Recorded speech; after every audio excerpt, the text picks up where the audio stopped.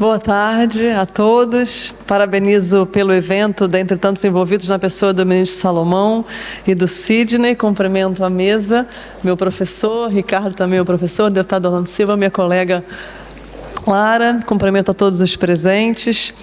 Eu vou tratar das formas de responsabilização das plataformas, primeiro como elas próprias se autorregulam, depois o projeto de lei que o deputado Orlando Silva acabou de apresentar e, por fim, vou apresentar uma pesquisa que a gente acabou de fazer na AMB e na FGV, que a gente analisou as decisões do judiciário envolvendo fake news, nos tribunais superiores que envolvem fake news. Vou falar de uma parte delas aqui no final da exposição, que é essa que está aqui exposta na tela. Como a gente sabe, o discurso público hoje, os demais palestrantes falaram, ocorre majoritariamente por meio da internet, e se é por meio da internet, obviamente tem uma grande participação das plataformas. Então, a internet, esse espaço onde ocorre o discurso público, acabou ficando loteado entre os provedores de aplicação, entre as plataformas. E é por isso que a gente precisa hoje ter atenção às plataformas, porque a gente não consegue participar do discurso público se não for por meio das plataformas, sejam redes sociais, sejam os serviços de mensageria, sejam os próprios sites de busca. Nós vamos ficar excluídos do discurso público. E é nesse ambiente de loteamento desse espaço da internet entre as plataformas é que elas começaram a fazer, consciente ou inconscientemente, técnicas para controlar o discurso público. Então, a gente tem diversas técnicas que acabam, de uma certa forma, manipulando a população. Como que ocorreria essas formas de manipulação da população na internet? Os filtros bolha, que todo mundo já ouviu falar, ou seja, as plataformas nos fornecem conteúdos altamente personalizados, que atendem aos nossos interesses, o que à primeira vista parece inócuo, porque estão vindo posts que eu gosto, mas, por outro lado, é perigoso, porque exclui os posts que não me interessam, e aí me bloqueia conteúdo que é contrário ao que eu penso, e cria, então, uma bolha, me insere numa bolha. Outra forma de controle do discurso público é por meio dessas notícias falsas, das fake news, da desinformação. E, por fim, também um outro exemplo são os empregos de robôs nas redes sociais. Só o Twitter tem uma pesquisa que diz que eles têm cerca de 50 milhões de usuários que são robôs. As próprias plataformas têm dificuldade de identificar e de banir o uso dos robôs nas redes sociais. Então, nesse cenário de filtros bolha, de fake news, de desinformação e de acesso massivo a robôs, a gente acaba tendo a necessidade de o governo agir de alguma forma, para controlar, para proteger o discurso público. Porque a nossa Constituição, a brasileira, consagra duas ideias principais, que todos nós sabemos, relacionadas à liberdade de expressão. A primeira é que a liberdade de expressão, como qualquer direito, não é absoluta, ela tem limites. E o limite seria até onde você a exerce de forma abusiva. E a segunda é que a Constituição garante a liberdade de expressão, mas ela veda o anonimato. Então, esteja na internet ou fora dela, a sua liberdade de expressão vai ser identificada e, se houver alguma responsabilização, deve identificar a pessoa que foi responsável por aquele ato. Como que pode, então, a gente pensar em controlar esse discurso público de uma forma a proteger a liberdade de expressão, e não limitá-la, mas apenas protegê-la, promover um ambiente em que todos possam exercer plenamente a sua liberdade de expressão? A primeira forma, que os demais palestrantes citaram também, é a autorregulação, ou seja, são os termos de uso que as plataformas fazem, as suas diretrizes internas, as suas políticas de moderação de conteúdo. Isso é importante? Claro que é importante, mas é suficiente? Não é suficiente. Por quê? Primeiro, porque os termos de uso são confusos. Se eu vou fazer um post, vou publicar alguma coisa e eu estou com uma intenção ruim, eu quero, por meio daquele post, fazer um discurso de ódio, propagar alguma coisa que é contra criança ou adolescente, ou então que estimula a violência contra a mulher, não vai ser o termo de uso que vai me impedir. Além disso, a maior parte da população sequer consegue entender os termos de uso. Não lê e, quando lê, sequer consegue entender. E esses termos de uso são feitos por um dos agentes privados, que é a própria plataforma. Então, de certa forma, ela tem os interesses dela, ainda que sejam termos de uso bem intencionados, é um dos agentes envolvidos naquela relação, então ela tem aqueles interesses. Não pode esses termos de uso, assim como as políticas de moderação, ficarem imunes ao controle judicial. Então, essa primeira forma de proteger o discurso público por meio da autorregulação é importante, mas não é suficiente. A segunda forma da gente proteger o discurso público é por meio da regulação legislativa, que o deputado Orlando Gomes estava falando. Como que está acontecendo hoje, atualmente?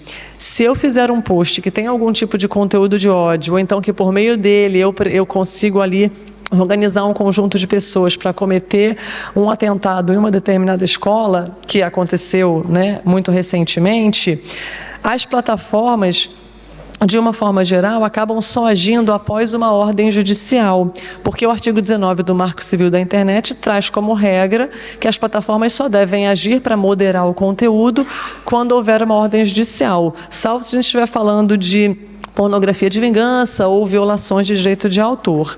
Só que a sociedade é dinâmica e o direito tem que acompanhar a sociedade. Essa forma da lei, o artigo 19 do Marco Civil da Internet, talvez hoje não seja tão perfeitamente aplicável ao nosso mundo digital atual. Embora ele seja recente, tudo mudou muito rápido, então, em razão dessa evolução, talvez seja, de fato, importante discutir esse novo projeto de lei das fake news, que, na verdade, não é tão novo, já tramita há cerca de 3 anos, né, no Parlamento, e que traz regras talvez um pouco mais duras para as plataformas, mas que talvez, por outro lado, facilitem a atuação delas, tragam contornos mais fáceis para elas atuarem.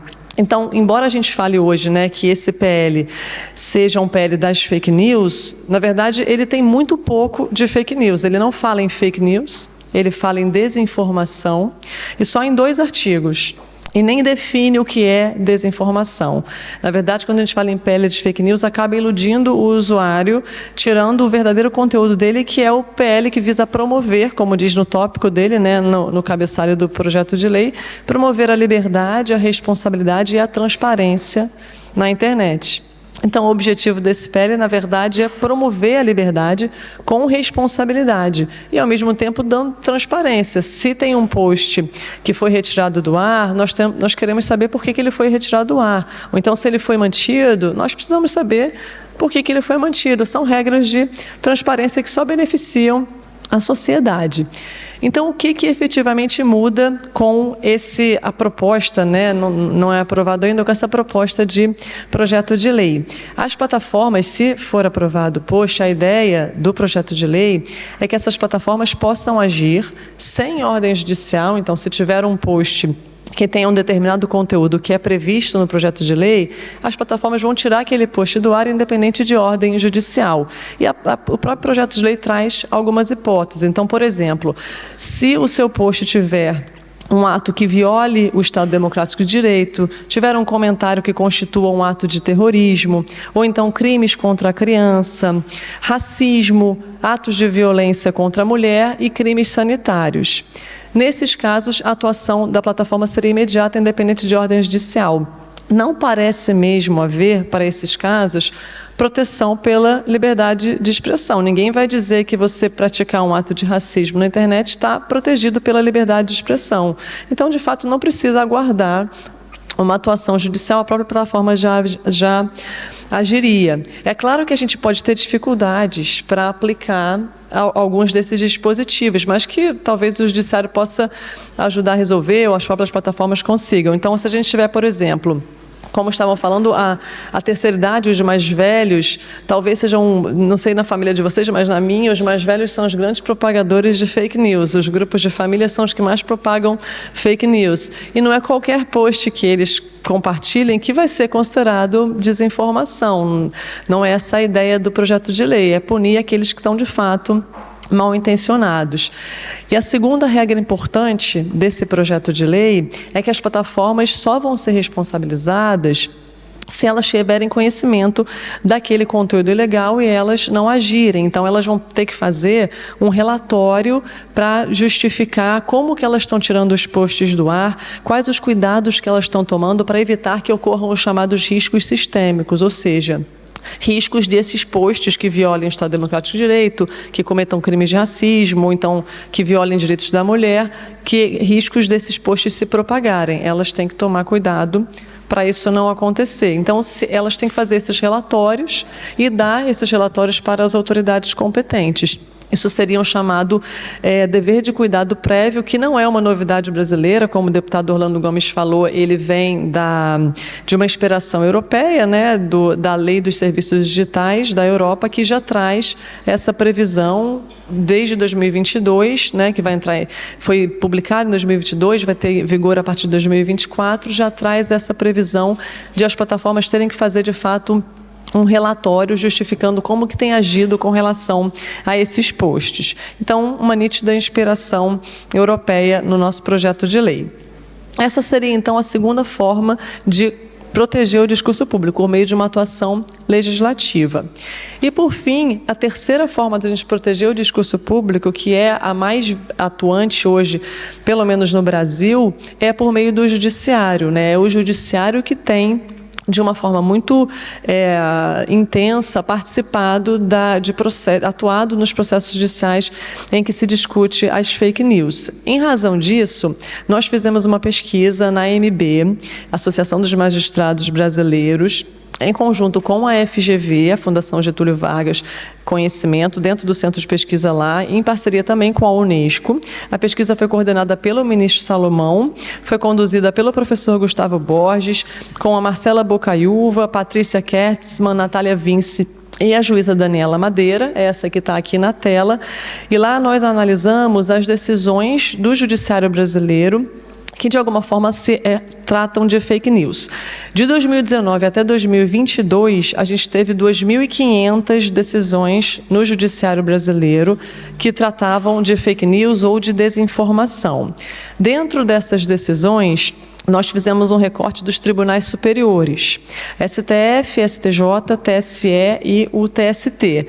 E dentro desse recorte de tribunais superiores são cerca de 300 decisões, que foram as que são analisadas aqui.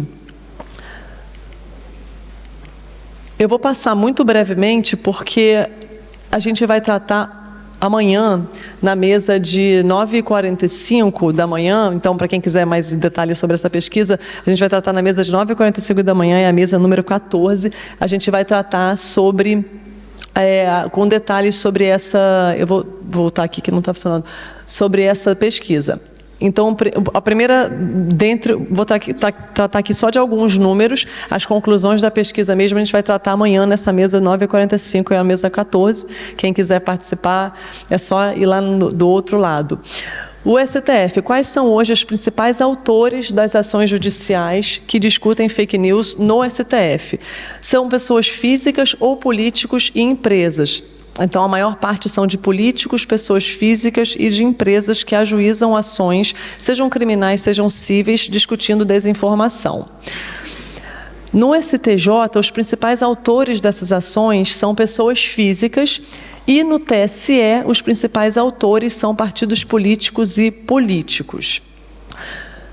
No polo passivo, no STF, quem é acusado de estar cometendo a desinformação, de estar cometendo fake news?